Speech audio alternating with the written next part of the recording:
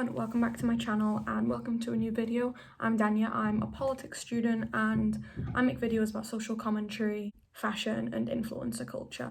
So today's video is going to be an interesting one. It is whether being an influencer is a morally good career. Now the reason I chose this was because I know I have talked in the past about the fact we live in a consumer capitalist society where the media, influencer culture in general, fast fashion is constantly encouraging us to buy more.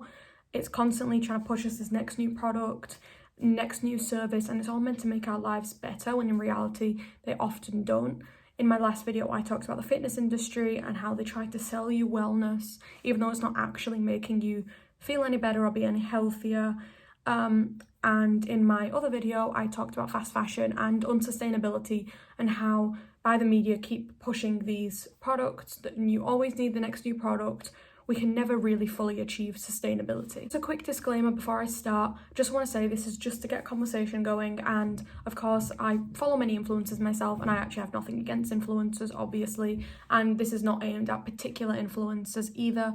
Some of these things it applies to some people more than others, but this is not directly aimed at one specific person, and this is just to start a conversation really. Also, in my personal opinion, as long as you're not scamming anyone or promoting harmful products or anything like that, then I'm not really that bothered, to be honest. Like, I'm not gonna go out and this isn't to cancel anyone, this isn't to make you unfollow everyone. So I have 5 arguments for and 5 arguments against being an influencer. So we're first going to start off with the good, and one reason why it is morally good to be an influencer is because some influencers can actually influence their fans and their followers to actually make good decisions and do good things. Many influencers actually advocate for a lot of good things, for example body positivity, disability and illness awareness, and sometimes just general kindness. A lot of influencers actually don't try and sell you anything or very highly screen what they try and sell to you, and in general they're mostly just positivity accounts and they're actually influencing their followers and their fans to think positively and do good things or to think about a topic that's very important. And I think that's a good thing. Obviously I feel like that doesn't really need much introduction. Someone that advocates for something maybe like a disability that many people have misconceptions about, or like acceptance for your body, then these are good things obviously, and I feel like most people would not disagree with that. So I feel like that is actually a very quick point, but a reason why being an influencer is actually a good thing. Leading on from this, another reason why being an influencer might be seen as morally good is because not all influencers actually try to sell you things. Now of course influencing in general is often associated with fast fashion brands and trying to sell you stuff, things like that. It's not always the case. Some influencers, like I said, they're just trying to spread advocacy. But then again, on the opposing side, you could argue that when people talk about influencer culture, they're not usually referring to people that advocate for things like that. Usually people talk about people like Molly May and the Kardashians that try to sell you things. So maybe this point is slightly redundant, but I thought I'd include it anyway. The third reason why being an influencer might not actually be seen as morally bad is because many influencers are actually quite authentic with their content and they have humble beginnings. They had a passion for something and they built that up slowly and they gained a loyal following. And they're not always nepotism babies and rich, skinny, white, cisgendered, able-bodied women. Sometimes they do come from more diverse backgrounds, and I'm not saying these people don't deserve their success. I'm saying more that some people were not in a place of privilege, but they still managed to build up that success, and that's often a good thing. Obviously, that doesn't excuse promoting things like harmful products, scams, anything like that. Like, I don't care who you are, like, don't do that. Like, I don't care how humble your beginnings are, do not promote things like that. But often, influencers might have built up their following from just being passionate about something and maintaining an audience and actually being quite honest. There are some honest people out there. That doesn't mean trust people blindly. Like, you should take everyone on the internet with caution. You should not just go out and don't put all your eggs in one basket when it comes to celebrities and influencers. In fact, I'm planning to make a video about this, about celebrity worship, not literally worship, but you know, like celebrity culture and how we really need to stop simping for the rich, basically. So don't instantly trust a celebrity because you don't know them. You only know their persona as a singer or an actor or whatever. So you need to be careful with that. Reason number 4 why being an influencer might not be bad is because influencers can actually provide entertainment and maybe even light inspiration if not taken too seriously.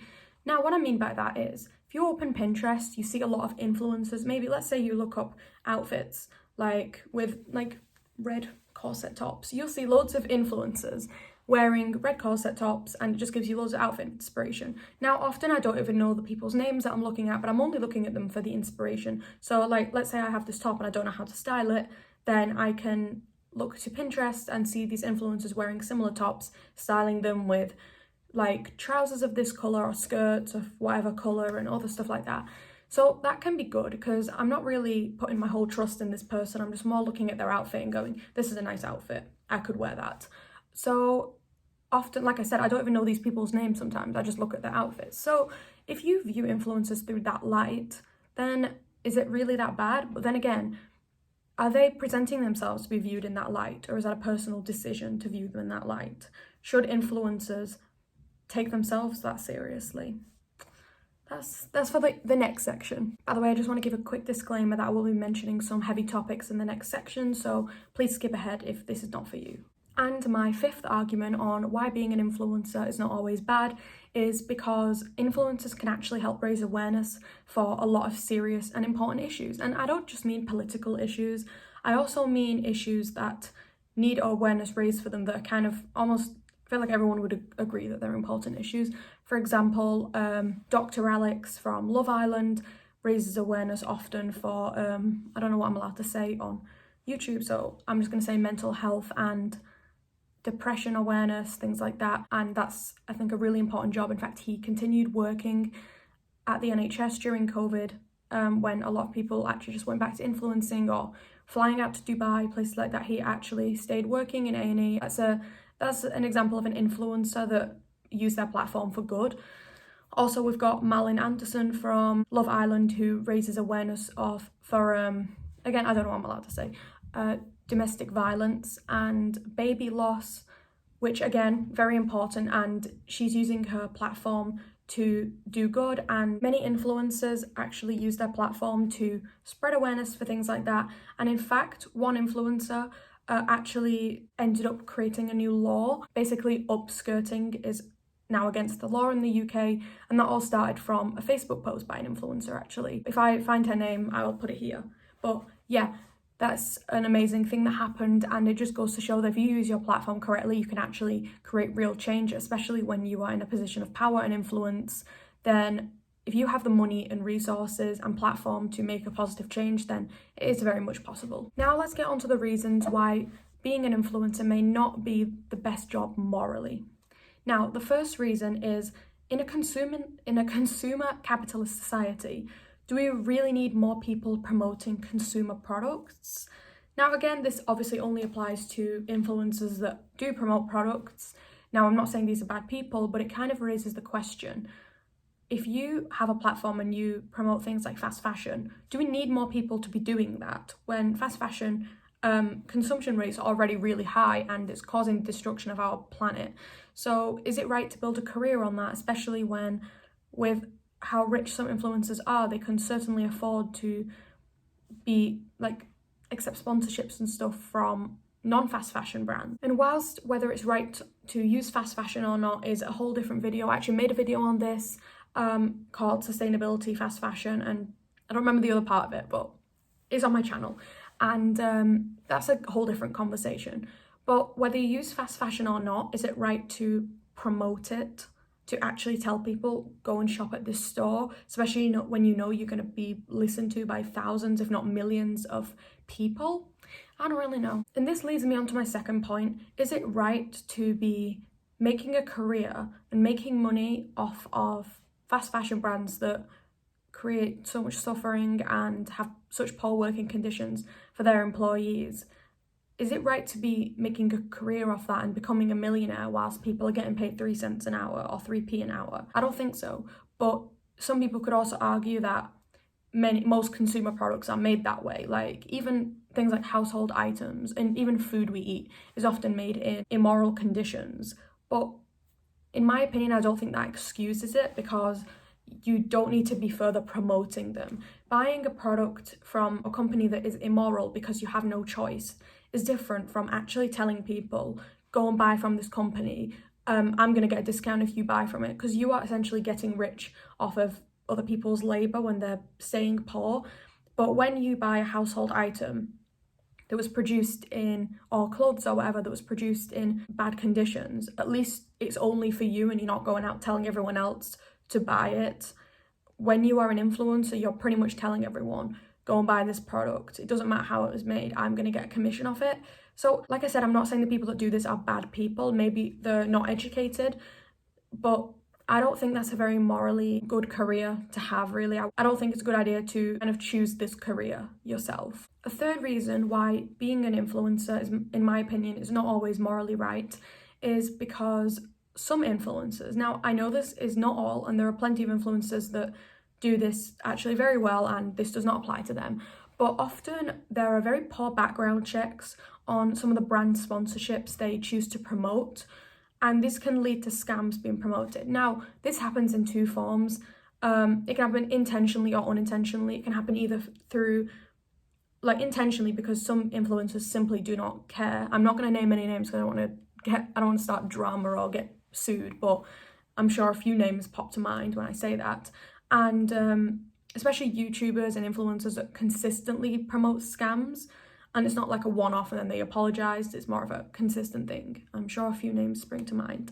And it can happen unintentionally when someone has just been quite lax with their research, or they just were not fully educated on the situation. Now, I do follow a few influencers myself that have accidentally promoted a product that has later turned out to be a scam. I'm sure there are a few companies that come to mind that have recently come out. Again, don't want to get sued, but let's just say one company is a gag gift company and one company is supposed to make you feel better mentally. I'm not going to say any more because I'm not getting sued. Please don't sue me. Anyways, I think with that there are levels of how quickly you should forgive an influencer.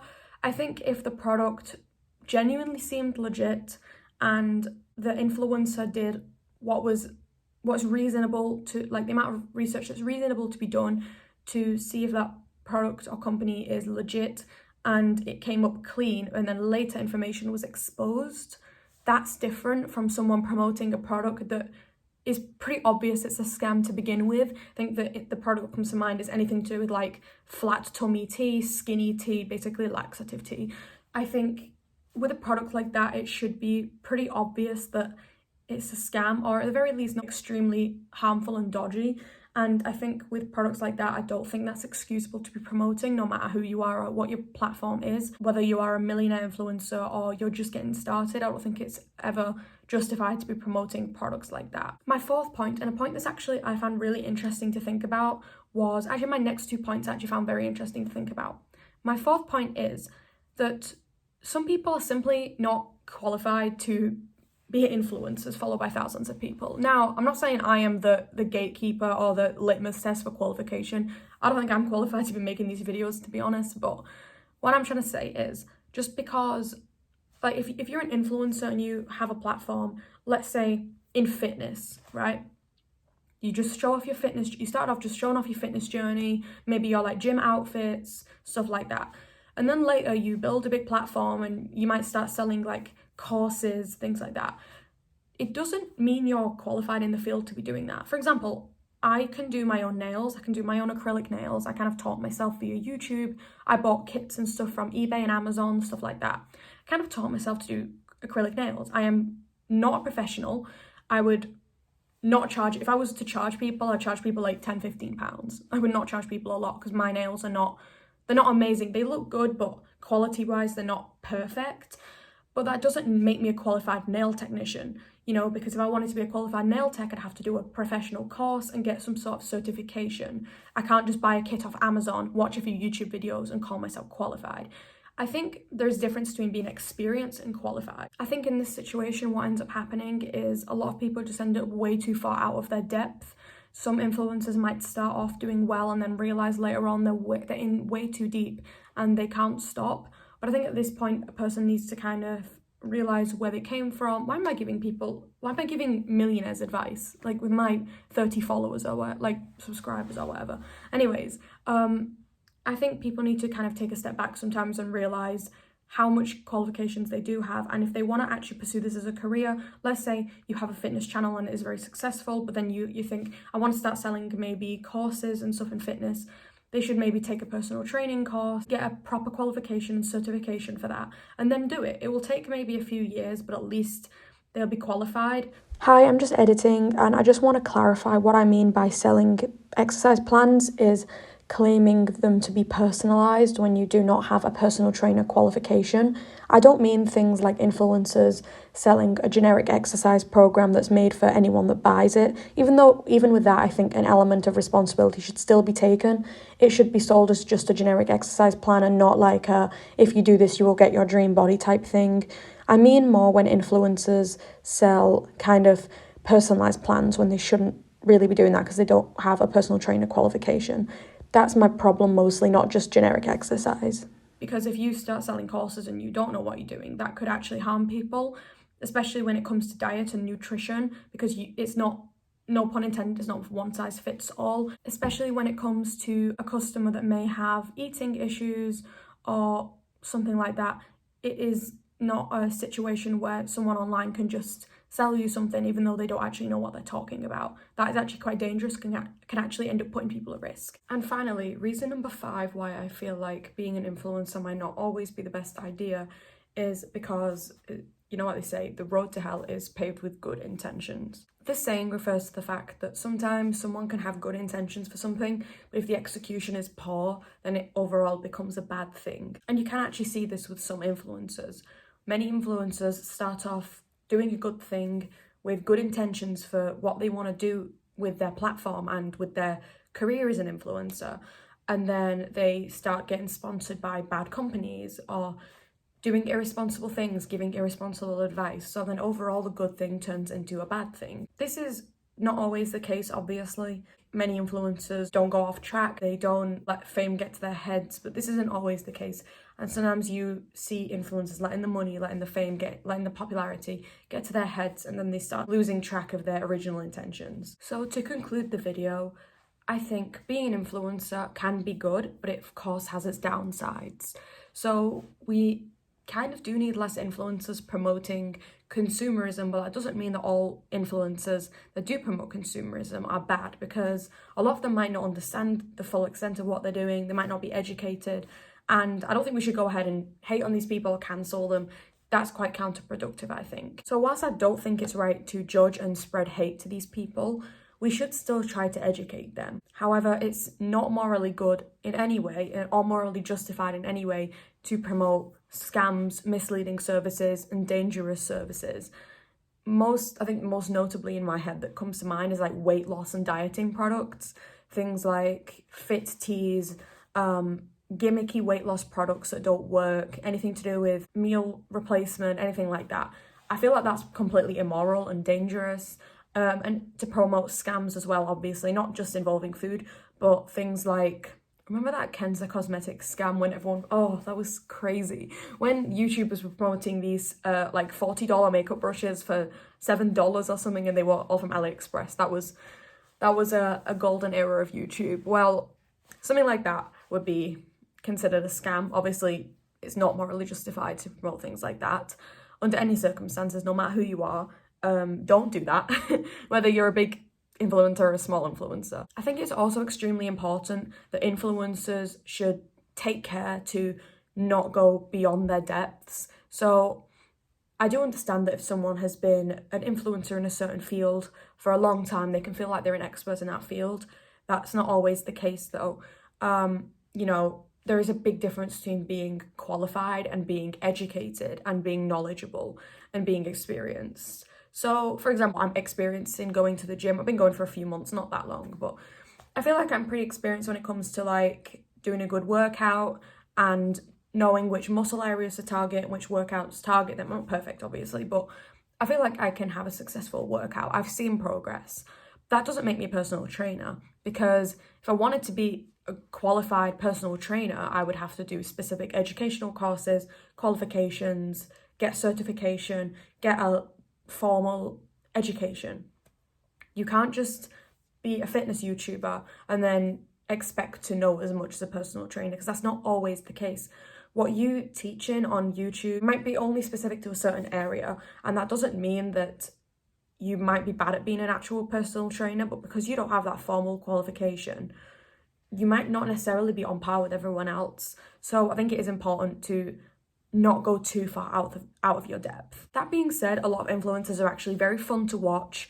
They are great for just entertainment purposes. I know that sounds really mean, but I mean, like, if you're not necessarily like deeping it, I guess, like if you're just watching a YouTuber or viewing an Instagram page just for fun, then I don't think there's any harm in that, really, as long as the page itself is not a harmful page.